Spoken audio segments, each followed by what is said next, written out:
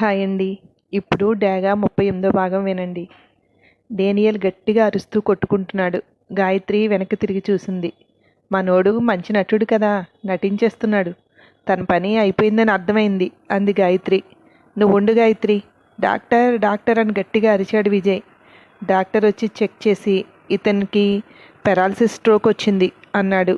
నిజమేనా అన్నట్టు ఒక్కసారి చూసి వెళ్ళి బేడీలు ఓపెన్ చేసింది.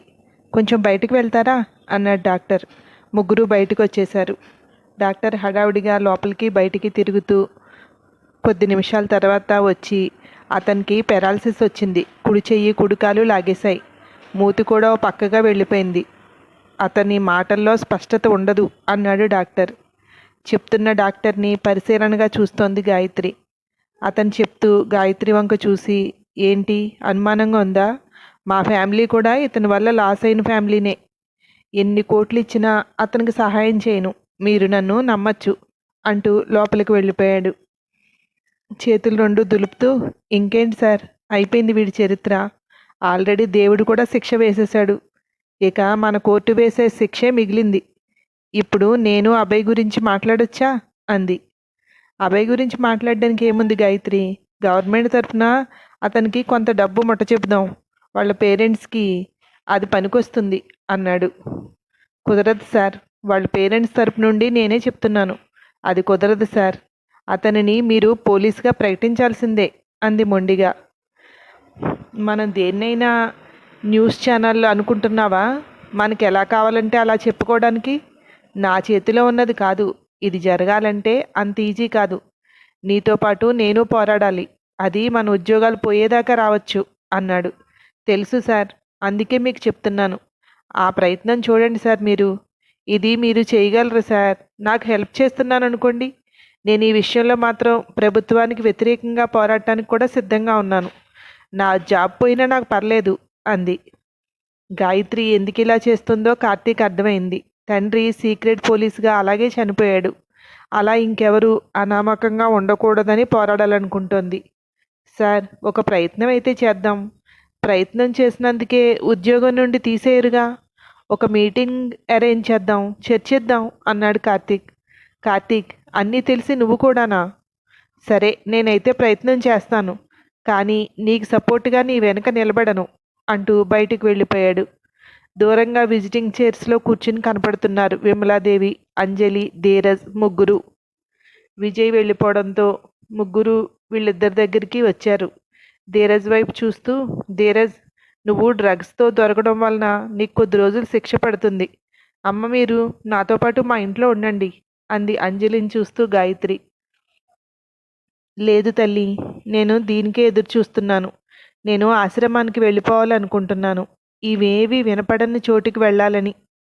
ఎంతైనా ప్రేమించి పెళ్లి చేసుకున్న వ్యక్తి కదా. ఇవన్నీ వింటుంటే మనసుకు కొంచెం కష్టంగా ఉంది. నేను పూర్తిగా దైవచింతనలో మునిగిపోవాలనుకుంటున్నాను. దానికి తగ్గ అరేంజ్మెంట్స్ అన్నీ చేసేసుకున్నాను. వీడిని నువ్వు చూసుకుంటావుగా అంది అంజలి. తప్పకుండా చూసుకుంటానమ్మా, మీరు ప్రశాంతంగా ఉండండి. అతను చేసినవన్నీ పాపాలే అని మీకు తెలుసు కదా. వాటికి శిక్ష అనుభవిస్తున్నారు అనుకుంటే మనసు ప్రశాంతంగా ఉంటుంది అంది.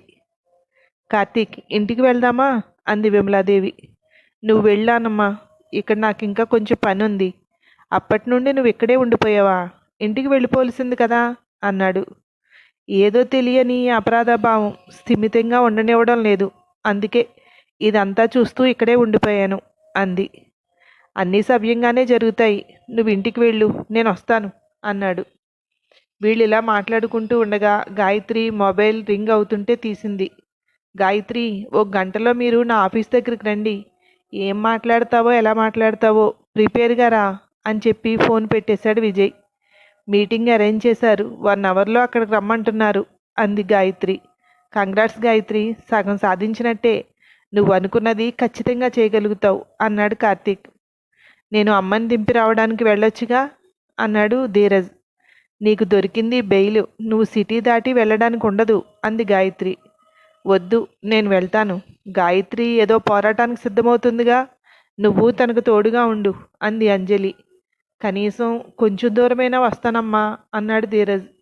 అన్ని బంధాలు వదులుకుని వెళ్తున్నాను, నువ్వు కూడా వస్తే నాకు వదిలి వెళ్ళబుద్ధి కాదురా అని ఆగి గాయత్రితో, గాయత్రి, నువ్వేదో చెయ్యాలనుకుంటున్నావు, అది ఖచ్చితంగా చేయగలుగుతావు. ఎవరూ చేయలేరు అనుకున్న పనులన్నీ చేసావు, ఇది కూడా చేస్తావు అని వెళ్ళిపోయింది అంజలి.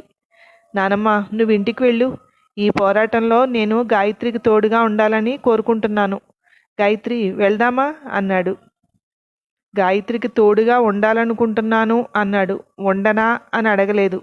అక్కడే అతను నిశ్చయించుకున్నాడు. నాకు చెప్పాడు అంతే, నా పర్మిషన్ అడగలేదు అనుకుంది విమలాదేవి. సరే, మీరు అనుకున్నది జరిగిన తర్వాత ఇద్దరూ కలిసి ఇంటికి రండి. నేను సంజయ్కి సుధామయ్యకి ఫోన్ చేస్తాను, వాళ్ళు వస్తారు. మీ ఇద్దరి గురించి మాట్లాడుకోవాలి మేము అంటూ వెళ్ళిపోయింది విమలాదేవి. వెళ్దామా కార్తీక్ అంది. విమలాదేవి అన్నది తానేమీ పట్టించుకోలేదు అన్నట్టు ముందుకు నడుస్తూ.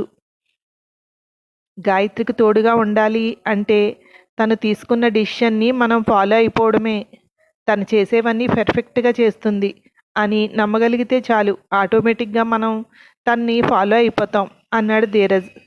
కార్తీక్ గాయత్రి వెనకే వెళ్ళాడు. వీళ్ళిద్దరూ అక్కడికి వెళ్ళేసరికి ఆఫీస్ ముందే ఎదురొచ్చాడు విజయ్. డేగా విషయంలో ఇప్పుడు హోమ్ మినిస్టర్తో మీటింగ్ ఉంది. నీకు ఒక 5 నిమిషాలు టైం ఇస్తున్నాను. నువ్వు చెప్పాలి అనుకున్నది వాళ్ళకి చెప్పు అన్నాడు విజయ్. మీటింగ్ ఎంతసేపు ఉంటుంది సార్ అంది. నీ మాటల్లో శ్లాష నాకు అర్థమైంది, కానీ నేను ఎంతో మాట్లాడిన తర్వాత నీకు ఇచ్చిన టైం ఇది. యూజ్ చేసుకుంటావో మానుకుంటావో నీ ఇష్టం అంటూ వెళ్ళిపోయాడు విజయ్. చూసావా, డేనియల్ గురించి అంటే గంటలు గంటలు డిస్కస్ చేస్తారు. ఆల్రెడీ వాడికి ఏ పవర్ లేదు, వాడి పని అయిపోయింది. అయినా వాడిని శిక్షించడానికి, వాడికి హాస్పిటల్లో ట్రీట్మెంట్కి, వీటన్నిటికీ డిస్కస్ చేసి ఆలోచించి అప్పుడు నిర్ణయం తీసుకుని ముందుకు వెళ్తారు. అతన్ని పట్టుకోవడం కోసం సాయం చేసిన వాళ్ళు చనిపోతే మాత్రం 5 నిమిషాల టైము వాళ్ళ గురించి మాట్లాడడానికి అంది ముఖం పక్కకు తిప్పుకుంటూ. మొత్తానికి లేని దానికంటే నయం కదా గాయత్రి. ఆ ఇచ్చిన టైంనే ఉపయోగించుకుని వాళ్ళకి అర్థం అయ్యేలాగా చెప్పడానికి ట్రై చేయి. ఒక్క ఛాన్స్ అంటూ వచ్చిందిగా, నువ్వు మాట్లాడడం మొదలు పెడితే వాళ్ళు ఆలోచించడం మొదలు పెట్టాలి. అలా ఉండాలి నువ్వు మాట్లాడే విధానం. తక్కువ టైం ఇచ్చారు అని దీన్ని వేస్ట్ చేసుకోకు, మళ్ళీ ఇలాంటి అవకాశం రాకపోవచ్చు అన్నాడు కార్తీక్. నేను వేస్ట్ చేసుకోవాలి అనుకోవట్లేదు కార్తీక్, కానీ ఎంత నిరుత్సాహంగా అనిపిస్తుందో తెలుసా. ఇప్పుడు 2 గంటల వాళ్ళ డిస్కషన్లో నేను వెయిట్ చేస్తూ ఉండాలి. ఎప్పుడో మధ్యలో వాళ్ళ స్నాక్ బ్రేక్ ఉంటుంది కదా, ఆ టైంలో నా మాటలు వింటారు అంది నిరుత్సాహంగా. ఒక రకంగా అదే మంచి టైం అనుకో. ఆ డిస్కషన్తో పాటు దీన్ని కూడా వింటే పెద్దగా వాల్యూ ఉండదు. వాళ్ళ బ్రేక్ టైంలో ఫ్రీగా ఉంటారు. నువ్వు చెప్పేది కరెక్ట్గా బుర్రకెక్కుతుంది. నువ్వు దీనికి ఒప్పించడం వల్ల చాలా కుటుంబాలు వాళ్ళు పోయిన తర్వాత అయినా గౌరవాన్ని పొందుతాయి. చేయగలిగింది కూడా ఏముందిలే, ఒక ప్రయత్నం చేయాలి కదా. నువ్వు వెళ్ళు, నేను బయట వెయిట్ చేస్తాను అంది. వాళ్ళు ఎప్పుడు పిలిస్తే అప్పుడే మాట్లాడు. ఈలోపు నువ్వు పాయింట్స్ రెడీ చేసుకో. ఒక్కో పాయింట్ వాళ్ళ గుండెలు తాకాలి. దీని గురించి ఆలోచిస్తాము అని చెప్పినా ముందుకు వెళ్ళినట్టే. కార్తీక్ కూడా లోపల మీటింగ్ రూమ్లోకి వెళ్ళిపోయాడు. గాయత్రి కారిడార్లో వెయిట్ చేస్తూ కూర్చుంది. 45 నిమిషాల తర్వాత లోపలికి రమ్మని పిలిపొచ్చింది. లోపలికి వెళ్తూనే అందరికీ విష్ చేసి నిలబడింది. చెప్పు అన్నట్టు చూస్తున్నాడు విజయ్. సార్, డేనియల్ని పట్టుకునే ప్రయత్నంలో మన సీక్రెట్ కాప్స్ చాలామంది చనిపోయారు. ఇప్పటి వరకు చనిపోయిన వాళ్ళు ఎవరికీ కూడా వాళ్ళు పోలీసులు అని తెలిసేలాగా డిపార్ట్మెంట్ ప్రవర్తించలేదు. ఇప్పుడు డేనియల్ దొరికేశాడు. ఇప్పటికైనా అలా చనిపోయిన వాళ్ళకి దహన సంస్కారాలప్పుడు, లేదంటే వాళ్ళు మా పోలీసులే అని చెప్పుకోవడానికైనా డిపార్ట్మెంట్ సిద్ధంగా ఉండాలని నేను కోరుకుంటున్నాను అంది. వాళ్ళు సీక్రెట్ కాప్స్ సీక్రెట్గానే ఉంటారు, మనం ఫలానా అని చెప్పడానికి ఉండదు. ఒకవేళ అలా చెప్తే ఏమవుతుందో తెలుసా, వాళ్ళ కుటుంబాలకు ప్రమాదం. వాళ్ళ దగ్గర ఉన్న సమాచారం ఏదైనా ఇంట్లో వాళ్ళకి ఇచ్చారేమోనని, లేదంటే ఇంట్లో ఏదైనా సమాచారం దాచిపెట్టారేమోనని కుటుంబ సభ్యులకు ప్రమాదం కలిగించేలాగా ప్రవర్తించవచ్చు. అవన్నీ దృష్టిలో పెట్టుకుని సీక్రెట్గానే ఉండిపోతున్నారు అన్నాడు డిఐజీ. కానీ వాళ్ళ కుటుంబాల గురించి ఒక్కసారి ఆలోచించండి సార్. ఎవరికైనా కొడుకైనా భర్త అయినా అతను ఏం చేస్తున్నాడో తెలియదు. చనిపోయిన తర్వాత డేనియల్ మనుషులు ఎలాగూ చూపిస్తున్నారో అలాగే వీళ్ళని వాళ్ళతో కలిపి చూపిస్తున్నారు. సమాజంలో వాళ్ళు డేనియల్ మనుషులుగానే ముద్రపడుతోంది. ఆ కుటుంబం ఆ భారాన్ని మోస్తోంది. ఎప్పటికీ దొంగతో చేతులు కలిపిన కుటుంబంగానే మిగిలిపోతోంది. వాళ్ళు అతన్ని పట్టుకోవడానికి ప్రాణాలు తెగించి వాళ్ళ మనుషుల్లాగే వాళ్ళతో కలిసిపోయి ఎప్పటికప్పుడు వాళ్ళ విషయాలు మనకు చేరవేసి మనల్ని హెచ్చరిస్తూ మనకు మార్గనిర్దేశకులుగా మారుతున్నారు. మనకి సహకరించడం వల్లే వాళ్ళకి ఇలా జరిగింది. అదే మనకు డేనియల్ వల్ల జరిగినా మనకి ఇలా జరిగింది అని తెలిస్తే ప్రజల్లో డిపార్ట్మెంట్ మీద నమ్మకం పోతుందని మన వాళ్ళ వల్ల జరిగిందని చెప్పుకుంటున్నాం. మన వాళ్ళు అంటే సీక్రెట్గా ఉన్న మన వాళ్ళు. వాళ్ళ వల్లే మనకి ఇలా జరిగిందని చెప్పుకుంటున్నాం. వాళ్ళని డేనియల్ మనుషులుగా ప్రజల ముందు చిత్రీకరిస్తున్నాం. దానివల్ల డిపార్ట్మెంట్ పరువు నిలబడుతుందని మీరు అనుకుంటున్నారు. కొన్ని కుటుంబాల పరువు పోగొట్టుకుని ఎవరికీ ముఖం చూపించలేక చెల్లాచెదురైపోతున్నారు. ఇప్పుడు డేనియల్ వల్ల ఎవరికీ ఏ విధమైన ప్రమాదం లేదు. అతను కనీసం మాట్లాడే పరిస్థితిలో కూడా లేడు. అలాంటప్పుడు అతను పట్టుకోవడంలో చనిపోయిన వాళ్ళు మా వాళ్ళే అని చెప్పుకోవడంలో మనకి గర్వమే కదా సార్. మా వాళ్ళు ప్రాణాలు పణంగా పెట్టి డేనియల్ని పట్టుకున్నారు అని చెప్పుకోవచ్చుగా. ఒక్కసారి ఆ కుటుంబం గురించి ఆలోచించండి. చనిపోయినవాడు డేనియల్ మనిషిగా చనిపోయాడు అనేదానికి డేనియల్ని పట్టుకోవడంలో ప్రాణాలు పోగొట్టుకున్నాడు అనడానికి ఎంత తేడా ఉంటుంది అంది. అమ్మాయి, అదంతా నువ్వు అనుకున్నంత ఈజీ కాదు. దానికి చాలా ప్రాసెస్ ఉంటుంది. దీని గురించి నేను మాట్లాడతాను. ఇప్పటికీ ఆబాయ్ గురించి వదిలేయ్. తర్వాత ఎవరికి జరిగినా వాళ్ళకి న్యాయం జరిగేలాగా మనం చూసుకుందాం. అది కూడా నీతో మాట్లాడాలి అని నాకు మన ముఖ్యమంత్రి గారు చెప్పారు. ఇది నేను జరిగేలాగా చూస్తాను, మాటిస్తున్నాను. ఇప్పుడు గొడవ చేయకు, తర్వాత చూద్దాం అన్నాడు హోమ్ మినిస్టర్. మీరు ఎప్పుడు చూసినా పర్లేదు సార్. అప్పటి వరకు అభయ్ బాడీని ఫ్రీజర్లోనే ఉంచుతాం. మీరు ఇదంతా ఎప్పుడు చేస్తే అప్పుడే చెప్పండి. అభయ్కి దహన సంస్కారాలు జరగాలంటే అది పోలీసుల అంచనాలతోటే జరగాలి. ఇంతకుముందు ఇలా పోయిన వాళ్ళతో పాటు అభయ్ కూడా కలపకండి. మార్పు అతనితోటే మొదలవ్వాలి. ఆమె మాటల్లో పంతం. ఆమె వంక విసుగ్గా చూస్తున్నారు అక్కడున్న వాళ్ళంతా. సార్, నేను చెప్పాలనుకున్నది ఇదే. మీ నిర్ణయం కోసం ఎదురు చూస్తుంటాను అని బయటకు వచ్చేసింది. బయటకు వచ్చి చలపతికి ఫోన్ చేసి, అంకుల్, నేను ఈ విషయం మీద మా ఆఫీస్ ముందే నిరాహార దీక్ష చెయ్యాలి అనుకుంటున్నాను అంది. నీ జాబ్కి రిస్క్ అవుతుందేమో ఆలోచించావా? మా కోసం నువ్వు వాళ్ళకి వ్యతిరేకంగా మాట్లాడి నువ్వు ఇబ్బందుల్లో పడకులే తల్లి అన్నాడు. ఇది ఖచ్చితంగా జరగాలి. దానికోసం ఏదో ఒకటి చెయ్యాలి. ఇంకో దారి కనపడడం లేదు నాకు. రిస్క్ అయినా పర్లేదు, అభయ్ని పోలీసుగా ప్రకటించాలంతే అంది. నేను వస్తున్నాను అన్నాడు. ఓకే అంకుల్ అని కాల్ కట్ చేసి ఆలోచిస్తూ అక్కడే కూర్చుంది. ఇప్పుడు ఏం చేయాలి? వీళ్ళ మాటలు వింటే జరిగే పనిలా కనిపించడం లేదు. నిరాహార దీక్షకి రెస్పాండ్ అవుతారా అనుకుంటూ సంజయ్కి ఫోన్ చేసింది. ఏరా, ఎంతవరకు వచ్చింది నీ పని? న్యూస్ కూడా చూడడం లేదు భయం వేసి. విమలాదేవి ఫోన్ చేసి విషయం అంతా చెప్పారు. వింటేనే భయం వేసింది. దేవుడు నీ యందు ఉన్నాడు అన్నాడు. అవును డాడీ, చాలా జరిగాయి. డేనియల్ అరెస్ట్ చేశాము. పెరాలసిస్ కూడా వచ్చింది వాడికి. అది పెద్ద ఇంపార్టెంట్ కాదు. అభయ్ చనిపోయాడు అంది. అయ్యో, ఆవిడ చెప్తే అదే అనుకున్నాను. మీ నాన్నలాగే అతడు త్యాగం ఎవరికీ కనిపించదు. అతను అనామకుడుగానే ఉండిపోయాడు అని బాధగా అనిపించింది అన్నాడు. అలా ఉండకూడదని మాట్లాడుతున్నాను, కానీ జరిగేలా లేదు. నిరాహార దీక్ష చెయ్యాలి అనుకుంటున్నాను. మీరేమంటారు అంది. ఇన్ని సంవత్సరాలుగా లేనిది నీ నిరాహార దీక్షతో జరుగుతుందా అన్నాడు. ఇంకో దారి కనిపించడం లేదు అంది నిరుత్సాహంగా. ముందు వాళ్ళు ఏం చెప్తారో విను, ఆ తర్వాత నిర్ణయం తీసుకో. ఎందుకు నిరుత్సాహపడడం? నీ మాటల గురించి వాళ్ళు ఆలోచిస్తున్నారేమో. నువ్వు మాట్లాడితే ఎవరైనా ఆలోచిస్తారు అన్నాడు. లేదు డాడీ, నేను వాళ్ళతో మాట్లాడేటప్పుడు వాళ్ళ ఫేస్ ఎక్స్ప్రెషన్స్ చూశాను. చాలా విసుగ్గా, ఇక తప్పదురా బాబు, ఈ పిల్ల మాటలు వినాలి అన్నట్టు విన్నారు. అది ఎందుకు విన్నారో తెలుసా? వాళ్ళకి పైనుండి ఫ్రెషర్, అందుకే నా మాటలు వినడానికి టైం ఇచ్చారు అంది. విమలాదేవి నీ పెళ్లి గురించి అడుగుతోంది. ఏం చెప్పమంటావు? అదే, కార్తీక్కి నీకు పెళ్లి గురించి అడుగుతోంది. నీతో మాట్లాడి చెప్తాను అన్నాను. ఇది టైం కాదు, కానీ ఆవిడ ఇది చెప్పింది అని నీకు తెలియాలి కదా, అందుకే ఇది నీకు చెప్తున్నాను అన్నాడు. నేను దాని గురించి ఆలోచించలో పరిస్థితుల్లో లేని డాడీ. నా బుర్రలో అభయ్ తప్ప ఇంకేమీ లేదు. అతను ఖచ్చితంగా నాన్నలా కాకూడదు. దానికి ఏం చేయాలా అని ఆలోచిస్తున్నాను. కాబట్టి మళ్ళీ ఫోన్ చేస్తే ఇప్పుడప్పుడే పెళ్లి చేసుకునే ఉద్దేశం లేదని చెప్పేయండి అంది. సరేలే, దాని గురించి తర్వాత మాట్లాడొచ్చు. నువ్వు మాట్లాడేటప్పుడు మీ నాన్న గురించి కూడా ఎత్తాల్సింది కదా, చెప్పావా అన్నాడు. లేదు డాడీ, అది చెప్తే మళ్ళీ చాలా చెప్పాలిగా, పెద్దదైపోతుంది. వాళ్ళు నాకు ఇచ్చిన టైము తక్కువ. నేను మీ కూతురిగా పెరిగాను, మీ కూతురిగానే ఉంటాను. కానీ నాన్నకి న్యాయం జరగడం కోసం ఇప్పుడు ఏం చేయలేను. అందుకే అభయ్కి న్యాయం చెయ్యాలి. దానికోసం ఏదైనా సరే చెయ్యాలి. నాన్న గురించి నేను చెప్పలేదు, కానీ వాళ్ళకి ఆ విషయం తెలిసి ఉంటుందిలేండి, తెలియకుండా ఉంటుందా అంది. ఏదైనా కానీ మాట్లాడేటప్పుడు అభయ్ విరాట్లా కాకూడదు అనాల్సింది. కమిషనర్ గారు కార్తీక్ ఏమంటారు అన్నాడు.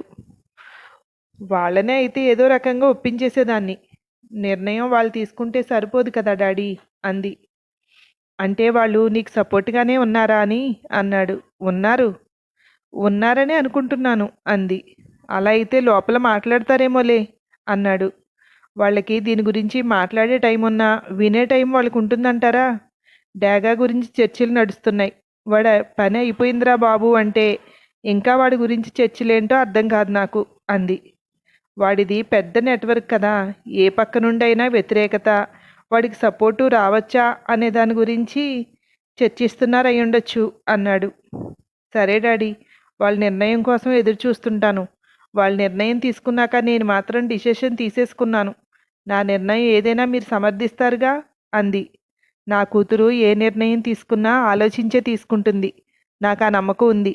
నా సపోర్ట్ కావాలి అంటే ఫోన్ చేయి, నేను కూడా వస్తాను అన్నాడు. అమ్మని వదిలి ఇప్పుడు ఏం రావద్దు, ఇద్దరూ కలిసి వద్దురు గాని, ఇక మనం ఇక్కడే ఉంటాం అంది. నీకు మళ్ళీ ట్రాన్స్ఫర్ ఉండొచ్చేమో అన్నాడు. అదే ఆలోచిస్తున్నాను డాడీ. సరే డాడీ, బాయ్ అని కాల్ కట్ చేసింది. వాళ్ళు మీటింగ్ అయ్యి వెళ్తుంటే కార్తీక్ గాయత్రి చెప్పిన దాని గురించి ఏం ఆలోచించారు సార్ అన్నాడు. మిస్టర్ కార్తీక్, కొంచెం టైం పడుతుంది. ఇప్పటికిప్పుడంటే జరగదు. నువ్వు చెప్పు అమ్మాయికి. నేను ఇప్పుడు ముఖ్యమంత్రి గారి దగ్గరికి వెళ్తున్నాను. నేను ఆయనకి చెప్తాను. రిజల్ట్ ఇప్పుడే అంటే కష్టం అన్నాడు బయటికి వెళ్తూ. బయటికి వస్తుంటే గాయత్రి లేచి విష్ చేసింది. వాళ్ళు వెళ్ళిపోయారు. టైం పడుతుంది అంటున్నారు అన్నాడు. ఇద్దరూ బయటికి వస్తుంటే చలపతి ఒక ఆరుగురిని తీసుకుని వచ్చాడు. అతని దగ్గరికి వెళ్ళి, మీరు ఇక్కడే ఉండండి, నేను కొద్దిసేపట్లో వచ్చి మిమ్మల్ని కలుస్తాను అని వెళ్ళిపోయింది.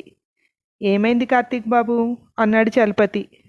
టైం పడుతుంది అంటున్నారు అని విజయ్ని చూసి అటు వెళ్ళాడు. నువ్వు ఈ పిల్ల మీద నమ్మకంతో మమ్మల్ని తీసుకొచ్చావు. ఆ పిల్ల మొఖం చాటేసింది. వీళ్ళని నమ్మి అభయ శరీరాన్ని అక్కడ పెట్టావు అన్నాడు కూడా వచ్చిన ఒక వ్యక్తి. అవును, అన్ని రోజులు అలా శరీరాన్ని వదిలేయకూడదు. ఇప్పటికే ఆత్మ ఘోషిస్తూ ఉంటుంది. నడు, ముందు వాడికి చేయాల్సిన విధి విధానాలు చేద్దాం అన్నాడు ఇంకొక అతను. లేదు, గాయత్రి మీద నాకు నమ్మకం ఉంది. తను ఖచ్చితంగా వస్తుంది. ఇలా బయటికి వెళ్ళడం వెనక కూడా ఏదో ఆంతర్యం ఉంటుంది అన్నాడు చలపతి అక్కడున్న బెంచ్ మీద కూర్చుంటూ. ఇక వాళ్ళు చేసేదేం లేక అక్కడున్న బెంచీల మీద కూర్చుని గాయత్రి కోసం ఎదురు చూస్తున్నారు. సివిల్ డ్రెస్లో వచ్చింది గాయత్రి. కూర్చుని వెళ్ళని చూసి చెయ్యి ఊపి లోపలికి వెళ్ళిపోయింది. తిన్నగా విజయ్ దగ్గరికి వెళ్ళి, సార్, ఇది నా రిజైన్ లెటర్. ఇప్పటి నుండి నేను పోలీస్ డిపార్ట్మెంట్కి సంబంధించిన వ్యక్తిని కాదు. నేనిప్పుడు అభయ విషయంగా నిరాహార దీక్ష చేయబోతున్నాను అంది. గాయత్రి, నీకేమైనా పిచ్చా? డేనియల్ని పట్టుకోవడంలో నీ పాత్రకి పైనుండి నీకు అభినందనలు వస్తున్నాయి. ఇలాంటి టైంలో ఉద్యోగానికి రాజీనామా చేస్తావా? అది ఎవరో ముక్కు మొహం తెలియని వ్యక్తి కోసం అన్నాడు విజయ్. అవును సార్, మా ముక్కు మొహం తెలియకపోయినా డిపార్ట్మెంట్కి చెందిన వాళ్ళు నా వాళ్ళు అనుకుని వెనక ముందు చూడకుండా మా ప్రాణాలకు వాళ్ళ ప్రాణాలు అడ్డేస్తారు. ఆ బంధం సరిపోదా సార్? అభయ్ని డిపార్ట్మెంటుకి సంబంధించిన వ్యక్తిగా మీరు ప్రకటించాల్సిందే. అప్పటి వరకు నేను ఇది ఆపను అంది. ఇంత మొండిగా మాట్లాడితే ఇంకా చెప్పేదేముంటుంది? బాగా ఆలోచించావా? మీ పేరెంట్స్కి చెప్పావా అన్నాడు. ఇక్కడి వరకు వచ్చానంటేనే నేను ఫుల్ క్లారిటీతో ఉన్నాను సార్ అంది. బయటికి వస్తుంటే కార్తీక్ కూడా వస్తూ ఇంకొకసారి ఆలోచించాల్సింది. తొందరపాటు నిర్ణయమేమో. ఈ డిపార్ట్మెంటులో ఉంటేనే నువ్వు అనుకున్నవన్నీ చేయగలుగుతావు. బయటికి వెళ్ళిపోతే ఈ డిపార్ట్మెంట్కి నీకు సంబంధం ఉండదు. నువ్వేం చేయాలనుకున్నా చేయలేవు అన్నాడు. ఏ, నాకేదైనా కావాలంటే నువ్వు చేసి పెట్టవా అంది. ఒక్కసారిగా తడబడ్డాడు. అలా అని కాదు, నేను చేయడానికి నువ్వు చేయాలనుకున్న విధానానికి తేడా ఉంటుంది కదా అన్నాడు. నేను అభయ్ కోసం నిలబడ్డానికే నిశ్చయించుకున్నాను కార్తీక్ అంటూ వెళ్ళి చలపతి చేయి పట్టుకుని తీసుకొచ్చి అక్కడే కింద కూర్చుంది. కూడా వచ్చిన వాళ్ళు వచ్చి ఆమె పక్కనే కూర్చున్నారు. అందరూ నిశ్శబ్దంగా అలా కూర్చుని ఉన్నారు. వాళ్ళు లోపల కమిషనర్ ఆఫీస్ ఎదుట కూర్చోవడం వల్ల బయట చూసేవాళ్ళు ఎవ్వరికీ వీళ్ళు ఆఫీస్ ముందు కూర్చున్నది కూడా తెలియదు. ఒక అరగంట తర్వాత విజయ్, కార్తీక్ ఇద్దరూ బయటకు వచ్చి, నేను హోమ్ మినిస్టర్ని కలవడానికి వెళ్తున్నాను, ఆయన నీ ప్రపోజల్ ఒప్పుకున్నారు, వాళ్ళ ఇంటి దగ్గర మీడియాతో కాన్ఫరెన్స్ ఉంది, అక్కడికి వెళ్తున్నాను, మొత్తానికి నువ్వు అనుకున్నది సాధించావు, అక్కడ అభయ్ గురించి ప్రకటించబోతున్నారు అన్నాడు విజయ్. ఒక్కసారిగా గాయత్రి మొహంలోకి సంతోషం వచ్చేసింది. Thank you sir, thank you so much అంది. ఇది నాకు కాదు, నీకెవరో వెనకుండి సపోర్ట్ చేస్తున్నారుగా, వాళ్ళకి చెప్పు అంటూ వెళ్ళిపోయాడు. కంగ్రాట్స్ గాయత్రి, మొత్తానికి అనుకున్నది సాధించావు అన్నాడు కార్తీక్. ఇదంతా ఇంత ఈజీగా అయిందా? నేను చేయలేమేమో అనుకున్నాను అన్నాడు చలపతి. ఇదంతా చేయాలని ఎప్పటి నుండో ప్లాను, ఇప్పటికి అమలైంది. అది కూడా డేనియల్ని పట్టుకున్న టైం అవడంతో కుదిరింది. దానికి తోడు నాకు హెల్ప్ చేసేవాళ్ళు కూడా ఉన్నారులేండి. ముందు అర్జెంటుగా ఆయనకు ఫోన్ చేయాలి అని మొబైల్ తీసి డైల్ చేసి ముందుకు నడిచింది. Sir, thank you so much, నేను అనుకున్నవన్నీ జరిగేలాగా చేశారు అంది. నేనేమైతే అనుకున్నానో అవే నువ్వు అనుకున్నావి, అందుకే ఎలాగో వచ్చి ఏమి చేయలేను, అందుకే నువ్వు చేసేలాగా చేయగలుగుతున్నాను అన్నాడు కృష్ణ. నేను ఈరోజు అందరి ముందు మీ గురించి చెప్పాలనుకుంటున్నాను సార్, నిజంగా మీరు లేకపోతే జరిగేది కాదు అంది. విరాట్కి అలా జరగడం నాకు చాలా బాధ అనిపించింది. వాడు పోయి అలా అయిపోయాడు, నేను బ్రతికుండి అసలు ఉన్నానో లేదో తెలియకుండా అయిపోయింది. మాలాగా ఇంకెవరికీ జరగకూడదు అనుకున్నాను. నేను బయటికి రావడం అంత అవసరం లేదు గాయత్రి, ఇప్పుడు విరాట్ మీ నాన్నని తెలియాల్సిన అవసరం కూడా లేదు, అవన్నీ తెర వెనుకే ఉండిపోని అన్నాడు. సదాశివం, మిత్తు, సరోజ లాంటి వాళ్ళు వాడి దగ్గర ఎంతోమంది ఉన్నారు. జరిగేవన్నీ చూస్తుంటే ఎవరో ఏదో చేస్తున్నారు అనే భయం అందరిలోనూ ఉంటుంది కదా, ఆ భయం అలాగే ఉండనిద్దాం. ఆ భయం లేకపోతే ఇప్పుడు డాగా ప్లేస్ కోసం వాళ్ళలో వాళ్ళు కొట్టుకుంటారు, మళ్ళీ అరాచకాలు మొదలవుతాయి. అది అలానే ఉంచితే అందరూ అదుపులో ఉంటారు అన్నాడు మళ్ళీ. ఓకే సార్, ఇప్పటితోటి మన పని అయింది అన్నట్టు కాకుండా మిగిలిన వాళ్ళని కూడా ఏరేసే కార్యక్రమం మొదలు పెడతాను. దానికి మీ సహకారం ఎలాగూ నాకు ఉంటుంది కదా. థ్యాంక్ యూ అంది. సరే, వాళ్ళు మీటింగ్ అయితే ఏర్పాటు చేస్తున్నారుగా, అక్కడికి వెళ్ళపోయినా టీవీ ముందు కూర్చుని వాళ్ళు ఏం చెప్తున్నారో విను అన్నాడు. తప్పకుండా సార్ అని కాల్ కట్ చేసి, అంకుల్ ముందు మనం అర్జెంటుగా వెళ్దాం, మనం టీవీ ముందు కూర్చోవాలి, ఎందుకంటే మీటింగ్లో ఏం చెప్తున్నారో మనం వినాలి కదా అంది. మీ కొడుకుని నాలోనే చూసుకోండి అన్నావు, మళ్ళీ అంకుల్ అంటున్నావు, అది నాకు నచ్చట్లేదు, నువ్వు నా కొడుకువేరా అన్నాడు అభిమానంగా.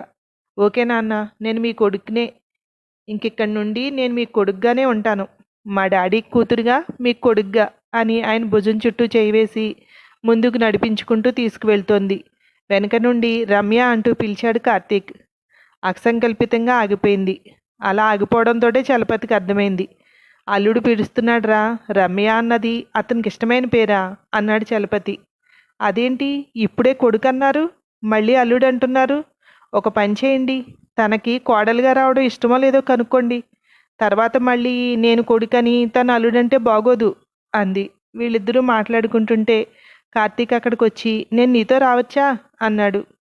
నా ఆలోచన విధానం ఎలా ఉంటుందో ఈ పాటికి నీకు అర్థమయ్యే ఉంటుంది, నేను ఇలాగే ఉంటాను, మా డాడీ కూతురిగా, ఇదిగో ఈయన కొడుగ్గా, హాస్పిటల్లో ఉన్న గణేష్కి అక్కగా, ఇలా చాలా రకాలుగా బాధ్యతలు నిర్వర్తిస్తాను, దానికి నీకు ఇష్టమైతే నా కూడా రావచ్చు అంది. ఇష్టమే అన్నాడు తడుముకోకుండా. ఇద్దరిని నవ్వుతూ చూస్తున్నాడు చలపతి.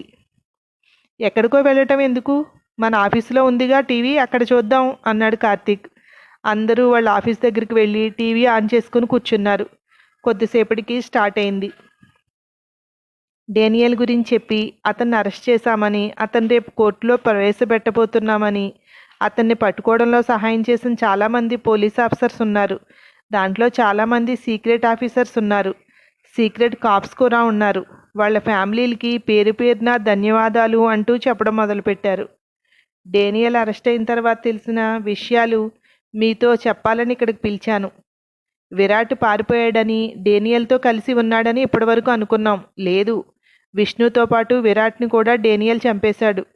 విరాట్ మా సీక్రెట్ ఆఫీసర్, మేము మా సీక్రెట్ ఆఫీసర్ మాకే హ్యాండ్ ఇచ్చి డేనియల్ కూడా వెళ్ళిపోయాడు అనుకున్నాం. విరాట్ని చంపి విరాట్ తనతో ఉన్నట్టుగా డేనియల్ ఇప్పటివరకు క్రియేట్ చేశాడు. నిజానికి విరాట్ని అతని ఫ్యామిలీని డేనియల్ చంపేశాడు. చాలామంది సీక్రెట్ ఆఫీసర్స్ డేనియల్ పట్టుకుని పనిలో చనిపోయారు. వాళ్ళు ఎవరూ పోలీసులని ఎవ్వరికీ తెలీదు. సీక్రెట్ ఆఫీసర్స్ కనుక ఇప్పటివరకు మేము ప్రకటించలేదు.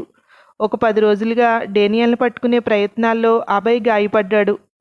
అనుకోకుండా అతను చనిపోయాడు. అతను మా సీక్రెట్ ఆఫీసర్. అతని ఫ్యామిలీకి పత్రికాముఖంగా మా సానుభూతి తెలియచేస్తున్నాం. డేనియల్ని కోర్టులో ప్రవేశపెట్టిన తర్వాత ఏ శిక్ష పడుతుందో అది మీకు ఎప్పటికప్పుడు ఎలాగో తెలుస్తుంది కదా. డేనియల్ని పట్టుకోవడంలో కార్తీక్ అని టీము, గాయత్రి వాళ్ళ టీము, మొత్తానికి అందరికీ అభినందనలు తెలియచేస్తున్నాను. ఆ 2 టీంలకి గౌరవ పురస్కారానికి రికమెండ్ చేస్తున్నాను. ఆ వార్త విన్న వెంటనే అందరి ముఖాల్లోనూ సంతోషం. నా కొడుక్కి ఇంతటి గౌరవాన్ని ఇచ్చిన నీకు ఎప్పటికీ రుణపడి ఉంటాను గాయత్రి అన్నాడు చలపతి. మీరు అలా అనకూడదు. దీవించాల్సిన చేతులు దండాలు పెట్టకూడదు. డేనియల్కి సంబంధించిన వాళ్ళందరినీ పట్టుకోవాలి అనుకుంటున్నాను అంది. ఈ పనిలో నీకు ఎలాంటి సహాయం అవసరమైనా మేము సిద్ధంగా ఉన్నాం అన్నాడు గాయత్రి చేతిని పట్టుకుని. అవును గాయత్రి, నీతో నేను ఉంటాను. ఎప్పటికీ నీ చేతులు వదలను. అన్నింటా నీకు తోడు ఉంటాను అన్నాడు చెయ్యి అందిస్తూ. ఆ చేతిని అందుకుంటూ, ఇద్దరం కలిసి చేస్తే అందరినీ లోపల పడేసి సమాజానికి ఇలాంటి వాళ్ళ బారి నుండి రక్షించవచ్చు అంది గాయత్రి. ఈ కథ ఇక్కడితో సుఖాంతం అయిపోయింది. వాళ్ళిద్దరూ కలిశారని, పెళ్ళయిందని ఊహించుకోవచ్చు. ఎలా ఉంది? మీకు నచ్చిందా స్టోరీ? నచ్చితే లైక్ చేసి షేర్ చేయండి. Thank you. బాయ్. మళ్ళీ ఇంకొక ఎపిసోడ్తో మీ ముందుంటాను. ఎపిసోడ్ అంటే ఈ స్టోరీ కాదండోయ్, కొత్త స్టోరీతో వస్తాను. బాయ్.